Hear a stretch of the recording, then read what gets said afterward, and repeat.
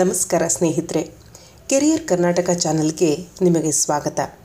ಕೃಷಿ ಪ್ರಧಾನ ದೇಶ ಎನಿಸಿದ್ದ ಭಾರತದಲ್ಲಿ ಇತ್ತೀಚೆಗೆ ಕೃಷಿ ಚಟುವಟಿಕೆಗಳ ಕುರಿತಾದ ಆಸಕ್ತಿ ಕಡಿಮೆಯಾಗುತ್ತಿದೆ. ಬೆಳೆಗೆ ತಕ್ಕ ಬೆಲೆ ಸಿಗದೇ ಇರುವುದು, ಇಳುವರಿ ಕುಸಿತ, ಮಾರುಕಟ್ಟೆ ಸಮಸ್ಯೆ, ಸಾಲದ ಒತ್ತಡ, ಕಾರ್ಮಿಕರ ಕೊರತೆ, ನೆರೆ ಅಥವಾ ಬರಗಾಲ ಹೀಗೆ ಹತ್ತಾರು ಸಂಕಷ್ಟಗಳು ರೈತರನ್ನು ಕಾಡುತ್ತಿವೆ. ಇಂತಹ ನೂರಾರು ಸವಾಲು ಮತ್ತು ನಗರ ಜೀವನದ ಸೆಳೆತದಿಂದ ಗ್ರಾಮೀಣ ಭಾಗದ ಜನರು ಕೃಷಿಯಿಂದ ವಿಮುಖರಾಗಿ ನಗರಗಳತ್ತ ವಲಸೆ ಹೋಗುತ್ತಿದ್ದಾರೆ.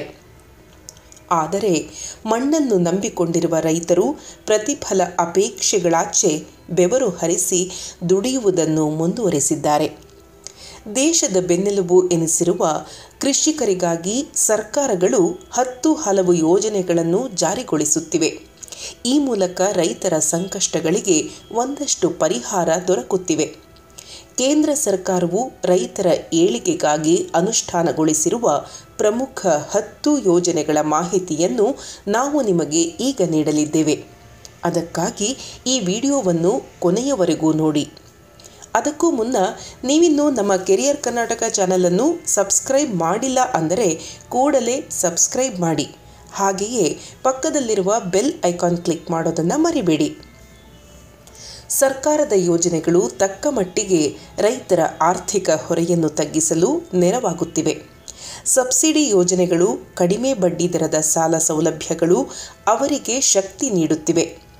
ಇಂತಹ ಟಾಪ್ 10 ಯೋಜನೆಗಳನ್ನು ನೋಡೋಣ. ಕಿಸಾನ್ ಸಮ್ಮಾನ್ ನಿಧಿ. ಪ್ರಧಾನಮಂತ್ರಿ ಕಿಸಾನ್ ಸಮ್ಮಾನ್ ನಿಧಿ ಇದು ಅತ್ಯಂತ ಜನಪ್ರಿಯ ಯೋಜನೆ. ಪ್ರತಿ ವರ್ಷ ಅರ್ಹ ರೈತರಿಗೆ ಅಂದರೆ ಅರ್ಹ ರೈತ ಕುಟುಂಬಕ್ಕೆ ವರ್ಷಕ್ಕೆ 6,000 ರೂಪಾಯಿಗಳನ್ನು ನೀಡುವ ಮೂಲಕ ಅವರ ಜೀವನ ಮಟ್ಟ ಸುಧಾರಿಸುವ ಉದ್ದೇಶದಿಂದ ಕೇಂದ್ರ ಸರ್ಕಾರವು 2019ರಲ್ಲಿ ಈ ಕಿಸಾನ್ ಸಮ್ಮಾನ್ ನಿಧಿಯನ್ನು ಜಾರಿಗೊಳಿಸಿದೆ. ಈ ಯೋಜನೆಯಲ್ಲಿ ರೈತರ ಬ್ಯಾಂಕ್ ಖಾತೆಗೆ ನೇರವಾಗಿ ಹಣ ಜಮೆಯಾಗುತ್ತದೆ. ಸಣ್ಣ ಮತ್ತು ಅತಿ ಸಣ್ಣ ರೈತರಿಗೆ ಆರ್ಥಿಕ ನೆರವು ನೀಡುವುದು ಹಾಗೂ ಕೃಷಿ ಉತ್ಪಾದನೆಯನ್ನು ಹೆಚ್ಚಿಸುವುದು ಸರ್ಕಾರದ ಗುರಿ. ಈ ಆರ್ಥಿಕ ನೆರವಿನಿಂದ ರೈತರಿಗೆ ಏನು ಲಾಭ? ರೈತರು ಈ ಹಣವನ್ನು ಬೀಜ ಖರೀದಿ, ರಸಗೊಬ್ಬರ, ಕೀಟನಾಶಕ, ಸಣ್ಣ ಕೃಷಿ ವೆಚ್ಚಗಳಿಗೆ ಅಥವಾ ಕುಟುಂಬ ನಿರ್ವಹಣೆಗೆ ಬಳಸಬಹುದು. ಈ ಹಣವು ರೈತರು ಕೈ ಸಾಲಗಳ ಮೇಲೆ ಅವಲಂಬನೆಯಾಗುವುದನ್ನು ತಗ್ಗಿಸುತ್ತದೆ. ಈ ಯೋಜನೆಯ ದೊಡ್ಡ ಪ್ಲಸ್ ಪಾಯಿಂಟ್ ಅಂದರೆ ಮಧ್ಯವರ್ತಿ ಹಾವಳಿ ಇಲ್ಲ, ಲಂಚ ಕೊಡುವ ಸಮಸ್ಯೆ ಇಲ್ಲ. ನೇರವಾಗಿ ರೈತ ಖಾತೆಗೆ ಹಣ ಜಮೆಯಾಗುವುದು. ಸಣ್ಣ ಮತ್ತು ಅತಿ ಸಣ್ಣ ರೈತರಿಗೆ ಇದು ದೊಡ್ಡ ಆರ್ಥಿಕ ಬೆಂಬಲವಾಗಿದೆ. ಎರಡನೆಯ ಪ್ರಮುಖ ಯೋಜನೆಯೆಂದರೆ ಪ್ರಧಾನಮಂತ್ರಿ ಫಸಲ್ ಭೀಮಾ ಯೋಜನೆ. ಭಾರತದ ಕೃಷಿಯು ಮುಖ್ಯವಾಗಿ ಹವಾಮಾನವನ್ನು ಅವಲಂಬಿಸಿದೆ. ಮಳೆ ತಡವಾಗಿ ಅಥವಾ ನಿರೀಕ್ಷೆಗಿಂತ ಹೆಚ್ಚು ಬಂದರೂ ಹಾನಿ, ಕಡಿಮೆಯಾದರೂ ಹಾನಿ. ಮಳೆಯಾಶ್ರಿತ ಬೆಳೆಗಳನ್ನು ಬೆಳೆಯುವ ರೈತರು ಸದಾ ಸಂಕಷ್ಟಗಳನ್ನು ಎದುರಿಸುತ್ತಲೇ ಇರುತ್ತಾರೆ. ರೈತರ ಅದೃಷ್ಟವನ್ನು ನಿರ್ಧರಿಸುವುದರಲ್ಲಿ ಹವಾಮಾನದ ಪಾಲು ಅತ್ಯಧಿಕ. ಬಿರುಗಾಳಿ, ಮಳೆ, ಪ್ರವಾಹ, ಸುಡುವ ತಾಪಮಾನ, ಕೀಟಬಾಧೆ, ಬರಗಾಲ ಎಲ್ಲವೂ ರೈತರ ಬೆಳೆ ನಾಶ ಮಾಡಬಹುದು. ಇಂತಹ ಸಂಕಷ್ಟದ ಸಮಯದಲ್ಲಿ ರೈತರಿಗೆ ನೆರವಾಗುವ ಉದ್ದೇಶದಿಂದ ಸರ್ಕಾರ ತಂದಿರುವ ಯೋಜನೆ ಪ್ರಧಾನಮಂತ್ರಿ ಫಸಲ್ ಭೀಮಾ ಯೋಜನೆ. ಬೆಳೆ ನಷ್ಟವಾದರೆ ರೈತನಿಗೆ ಆರ್ಥಿಕ ರಕ್ಷಣೆ ನೀಡುವುದು ಈ ಯೋಜನೆಯ ಉದ್ದೇಶ. ಈ ವಿಮೆಯಲ್ಲಿ ಕಡಿಮೆ ಪ್ರೀಮಿಯಂ ಇರುತ್ತದೆ. ಇದನ್ನು ರೈತರೇ ಕಟ್ಟಬೇಕು. ಪ್ರಕೃತಿ ವಿಕೋಪಗಳಿಂದಾದ ಬೆಳೆ ನಷ್ಟಕ್ಕೆ ಪರಿಹಾರ ಸಿಗಲಿದೆ. ಬೆಳೆ ಹಾನಿ ಮೌಲ್ಯಮಾಪನದ ನಂತರ ವಿಮಾ ಹಣ ರೈತರ ಖಾತೆಗೆ ಜಮೆಯಾಗಲಿದೆ. ಹವಾಮಾನ ವೈಪರೀತ್ಯದಿಂದ ರೈತರ ಬೆಳೆ ಹಾನಿಯಾದರೂ ಈ ಯೋಜನೆಯ ಕಾರಣದಿಂದ ಅವರು ದೊಡ್ಡ ಮೊತ್ತದ ಸಾಲದ ಬಲೆಗೆ ಸಿಲುಕಿಕೊಳ್ಳುವುದು ತಪ್ಪುತ್ತದೆ. ಆದರೆ ಬೆಳೆ ನಷ್ಟ ಹಾಗೂ ಅದರ ಆಧಾರದಲ್ಲಿ ಪರಿಹಾರ ನಿರ್ಧರಿಸುವ ವಿಧಾನವು ಬಹಳ ಅವೈಜ್ಞಾನಿಕವಾಗಿದೆ. ರೈತರು ಬೆಳೆ ನಷ್ಟದ ಜೊತೆಗೆ ಕಟ್ಟಿದ ಪ್ರೀಮಿಯಂನ ಮೊತ್ತವೂ ಪರಿಹಾರದಲ್ಲಿ ವಾಪಸ್ ಬರುತ್ತಿಲ್ಲ ಎಂದು ಅನೇಕ ರೈತರು ಆರೋಪಿಸುತ್ತಿದ್ದಾರೆ. ಪ್ರಧಾನಮಂತ್ರಿ ಕೃಷಿ ಸಿಂಚಾಯಿ ಯೋಜನೆ. ಪ್ರತಿಯೊಂದು ಹೊಲಕ್ಕೂ ನೀರು ಎನ್ನುವುದು ಇದರ ಘೋಷವಾಕ್ಯ. ನೀರು ಇಲ್ಲ ಅಂದರೆ ಕೃಷಿಯೇ ಇಲ್ಲ. ಬೇಸಾಯಕ್ಕೆ ನೀರಿನ ಕೊರತೆ ಉಂಟಾಗದಂತೆ ಕ್ರಮ ವಹಿಸಲು ಈ ಯೋಜನೆ ಜಾರಿಗೊಳಿಸಲಾಗಿದೆ. ಈ ಯೋಜನೆಯ ಉದ್ದೇಶವೆಂದರೆ ಬರದಿಂದ ರೈತರಿಗೆ ಶಾಶ್ವತವಾದ ಪರಿಹಾರ ಒದಗಿಸುವುದಾಗಿದೆ. ಈ ಯೋಜನೆ ಮೂಲಕ ನೀರಾವರಿ ವ್ಯಾಪ್ತಿಯನ್ನು ಹೆಚ್ಚಿಸುವುದು, ನೀರಿನ ಸರಿಯಾದ ಬಳಕೆ, ಡ್ರಿಪ್ ಮತ್ತು ಸ್ಪ್ರಿಂಕ್ಲರ್ ಹೀಗೆ ಸೂಕ್ಷ್ಮ ನೀರಾವರಿ ವ್ಯವಸ್ಥೆ ಅಳವಡಿಸುವುದು, ಪರ್ಯಾಯ ಬೆಳೆ ವ್ಯವಸ್ಥೆಗಳು ಮತ್ತು ಪಶುಸಂಗೋಪನೆಯ ಮೂಲಕ ಹವಾಮಾನ ವೈಪರೀತ್ಯ ಹಾಗೂ ಬರಗಾಲದ ಅಪಾಯಗಳನ್ನು ಎದುರಿಸುವುದು ಹಾಗೂ ರೈತರ ಆದಾಯವನ್ನು ಭದ್ರಪಡಿಸಲಾಗುತ್ತದೆ. ಸಮರ್ಪಕ ಮಳೆ ನೀರು ಕೊಯ್ಲು ಅಳವಡಿಕೆ, ಮಣ್ಣಿನ ತೇವಾಂಶ ಸಂರಕ್ಷಣೆ, ಸಮಾನ ಆಧಾರದಲ್ಲಿ ನೆಲ ಹಾಗೂ ಮೇಲ್ಮೈ ನೀರಿನ ಸಂಪನ್ಮೂಲಗಳ ಬಳಕೆ ಒದಗಿಸುವುದು, ಜಾನುವಾರು, ಮೀನುಗಾರಿಕೆ ಮತ್ತು ಉತ್ಪಾದನಾ ವ್ಯವಸ್ಥೆಗಳ ತೀವ್ರತೆ ಹಾಗೂ ಉತ್ಪಾದಕತೆಯನ್ನು ಸುಧಾರಿಸುವುದು ಮುಂತಾದವು ಇದರ ಪ್ರಮುಖ ಉದ್ದೇಶಗಳಾಗಿವೆ. ಈ ಯೋಜನೆಯಿಂದ ರೈತರಿಗೆ ಹೆಚ್ಚಿನ ಲಾಭ ದೊರಕಲಿದೆ. ಕಡಿಮೆ ನೀರಿನಲ್ಲಿ ಹೆಚ್ಚು ಬೆಳೆ ಬೆಳೆಯಲು ಸಾಧ್ಯವಾಗಲಿದೆ. ನೀರಿನ ಪೋಲು ಕಡಿಮೆಯಾಗಲಿದೆ. ಹಾಗೆಯೇ ಬರ ಪ್ರದೇಶದ ರೈತರಿಗೆ ಹೆಚ್ಚಿನ ಸಹಾಯವಾಗಲಿದೆ. ಪಿಎಂ ಕುಸುಮ್ ನಂತರ ನಾವು ಗಮನಿಸಬೇಕಾದ ಪ್ರಮುಖ ಯೋಜನೆ ಎಂದರೆ ಪಿಎಂ ಕುಸುಮ್. ಇದು ರೈತರಿಗೆ ಸೌರಶಕ್ತಿ ಆಧಾರಿತ ಕ್ರಾಂತಿಕಾರಕ ಯೋಜನೆ. ಈ ಯೋಜನೆಯ ಮೂಲಕ ಸೌರ ನೀರಿನ ಪಂಪ್ಗಳನ್ನು ಪಡೆಯಲು ಅವಕಾಶ ಸಿಗುತ್ತಿವೆ. ರೈತರ ಹೊಲದಲ್ಲೇ ಸೌರ ವಿದ್ಯುತ್ ಉತ್ಪಾದನೆ ಮಾಡಬಹುದು.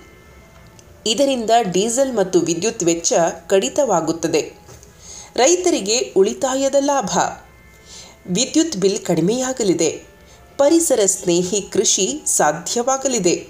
ಹಾಗೆಯೇ ಉತ್ಪಾದನೆಯಾಗುವ ಹೆಚ್ಚುವರಿ ವಿದ್ಯುತ್ ಮಾರಾಟಕ್ಕೆ ಅವಕಾಶ ಇರುವುದರಿಂದ ಅದರಿಂದಲೂ ಲಾಭ ಸಿಗಲಿದೆ. ರೈತರು ಕೃಷಿ ಪಂಪ್ಗಳಿಗೆ ಸೌರಶಕ್ತಿ ಅಳವಡಿಸಲು, ಡೀಸೆಲ್ ಪಂಪ್ಗಳನ್ನು ಸೌರ ಪಂಪ್ ಆಗಿ ಪರಿವರ್ತಿಸಲು ಹಾಗೂ ಹೆಚ್ಚುವರಿ ವಿದ್ಯುತ್ ಉತ್ಪಾದಿಸಿ ಮಾರಾಟ ಮಾಡಲು ಸಬ್ಸಿಡಿ ನೀಡಲಾಗುತ್ತದೆ. ಸೌರ ಪಂಪ್ಗಳ ಸ್ಥಾಪನೆಗೆ ಕೇಂದ್ರ ಸರ್ಕಾರವು ಒಟ್ಟು ವೆಚ್ಚದ 30% 60% ಸಹಾಯಧನವನ್ನು ಒದಗಿಸುತ್ತದೆ. ರಾಜ್ಯ ಸರ್ಕಾರ ಕೂಡ ಹೆಚ್ಚುವರಿ ಸಹಾಯಧನ ಒದಗಿಸುತ್ತದೆ. 20% ವೆಚ್ಚ ಮಾತ್ರ ರೈತರು ಪಾವತಿಸಬೇಕಾಗುತ್ತದೆ. ಇ-ನ್ಯಾಮ್ 5ನೆಯ ಯೋಜನೆ ಇ-ನ್ಯಾಮ್ ಅಂದರೆ ರಾಷ್ಟ್ರೀಯ ಕೃಷಿ ಮಾರುಕಟ್ಟೆ. ಇದುವರೆಗೆ ರೈತರು ತಮ್ಮ ಬೆಳೆ ಮಾರಾಟಕ್ಕೆ ಸ್ಥಳೀಯ ಮಾರುಕಟ್ಟೆ ಮತ್ತು ದಲ್ಲಾಳಿಗಳ ಮೇಲೆ ಅವಲಂಬಿತರಾಗಿದ್ದರು. ಇ-ನ್ಯಾಮ್ ಈ ವ್ಯವಸ್ಥೆಯನ್ನು ಬದಲಾಯಿಸಿದೆ. ಇ-ನ್ಯಾಮ್ ಎಂದರೇನು? ಇದು ಆನ್ಲೈನ್ ರಾಷ್ಟ್ರೀಯ ಕೃಷಿ ಮಾರುಕಟ್ಟೆಯಾಗಿದ್ದು, ದೇಶದ ವಿವಿಧ ಮಾರುಕಟ್ಟೆಗಳನ್ನು ಒಂದೇ ಪ್ಲಾಟ್ಫಾರ್ಮ್ಗೆ ಜೋಡಿಸುವ ವ್ಯವಸ್ಥೆಯಾಗಿದೆ. ಇದರಿಂದ ರೈತರಿಗೆ ಹಲವು ಲಾಭಗಳಿವೆ. ದೇಶದ ಬೇರೆ ಬೇರೆ ಮಾರುಕಟ್ಟೆಗಳಲ್ಲಿ ತಮ್ಮ ಬೆಳೆಗೆ ಸಿಗುವ ಬೆಲೆಯನ್ನು ತಿಳಿಯಬಹುದು. ಉತ್ತಮ ಬೆಲೆ ಸಿಗುವ ಜಾಗಕ್ಕೆ ಬೆಳೆ ಮಾರಾಟ ಮಾಡಬಹುದು. ದಲ್ಲಾಳಿಗಳ ಅವಲಂಬನೆ ಕಡಿಮೆಯಾಗಲಿದೆ. ಪಿಎಂ ಆಶಾ ರೈತರಿಗೆ ಕನಿಷ್ಠ ಬೆಂಬಲ ಬೆಲೆ ಸಿಗಲೇಬೇಕು ಅನ್ನೋ ಉದ್ದೇಶದ ಯೋಜನೆ ಎಂದರೆ ಪಿಎಂ ಆಶಾ ಅಂದರೆ ಅನ್ನದಾತ ಆದಾಯ ಸಂರಕ್ಷಣಾ ಅಭಿಯಾನ. ಈ ಯೋಜನೆಯ ಉದ್ದೇಶವೇನೆಂದರೆ ಮಾರುಕಟ್ಟೆ ದರ ಕಡಿಮೆಯಾದರೂ ರೈತರಿಗೆ ನಷ್ಟವಾಗದಂತೆ ನೋಡಿಕೊಳ್ಳುವುದು. ಇಲ್ಲಿ ಸರ್ಕಾರದಿಂದ ರೈತರ ಉತ್ಪನ್ನದ ನೇರ ಖರೀದಿ ನಡೆಯುತ್ತದೆ. ಮಾರುಕಟ್ಟೆ ದರ ಮತ್ತು ಎಂಎಸ್ಪಿ ನಡುವಿನ ಅಂತರವನ್ನು ಸರಿದೂಗಿಸಲಾಗುತ್ತದೆ. ಹಾಗೆಯೇ ಇಲ್ಲಿ ಖಾಸಗಿ ಖರೀದಿಗೆ ಅವಕಾಶ ಕಲ್ಪಿಸಲಾಗಿದೆ. ಕಿಸಾನ್ ಕ್ರೆಡಿಟ್ ಕಾರ್ಡ್ 7ನೆಯ ಮಹತ್ವದ ಯೋಜನೆಯೆಂದರೆ ಕಿಸಾನ್ ಕ್ರೆಡಿಟ್ ಕಾರ್ಡ್. ಇದು ರೈತರಿಗೆ ತಕ್ಷಣವೇ ಹಣಕಾಸಿನ ಸಹಾಯ ಒದಗಿಸುವ ಮಹತ್ವಾಕಾಂಕ್ಷಿ ಯೋಜನೆ. 1998ರಿಂದಲೂ ಇದು ಜಾರಿಯಲ್ಲಿದೆ. ಈ ಯೋಜನೆ ಅಡಿ ಕೃಷಿ ಮತ್ತು ಅದಕ್ಕೆ ಸಂಬಂಧಿಸಿದ ಚಟುವಟಿಕೆಗಳಾಗಿ 1,60,000 ರೂಪಾಯಿವರೆಗೂ ಸಾಲ ಪಡೆಯಬಹುದು.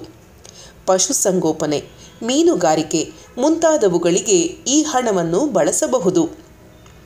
ಕಿಸಾನ್ ಕ್ರೆಡಿಟ್ ಕಾರ್ಡ್ ಸಾಲದ ಮೇಲಿನ ಬಡ್ಡಿ ದರವೂ ಕಡಿಮೆ.